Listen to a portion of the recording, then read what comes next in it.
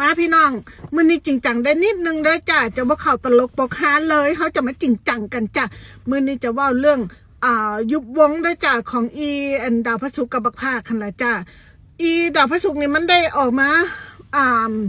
ว่าแล้วเนาะว่าบ่ได้ยุบเด้อจ้าว่ามันบ่ได้ยุบมันยังเล่นอยู่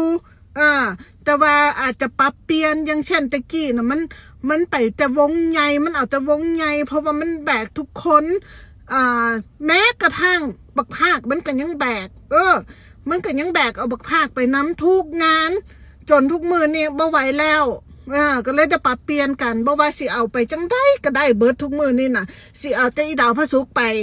อีดาวพระศุกร์ก็ไปได้สิเอาแต่บักภาคไปก็ไปได้คันผู้ใดสิเอาหันก็ประมาณนั้นหันแหละบ่ว่าสิวงน้อยวงใหญ่เอาเบิดบ่ว่าสิราคาเท่าใด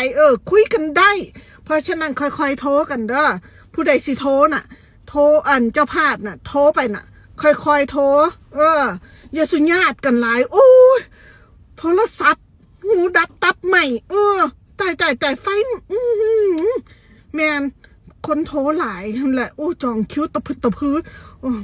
ค่อยๆได้ค่อยๆจองกันได้เด้อจ้าได้อยู่ดอกคิวนะได้อยู่ดอกเบาๆหน่อยโอเคเด้อ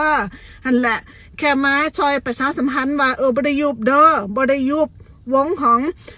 บักภาคกับอีดาวพระศุกร์ยังไปต่อเย้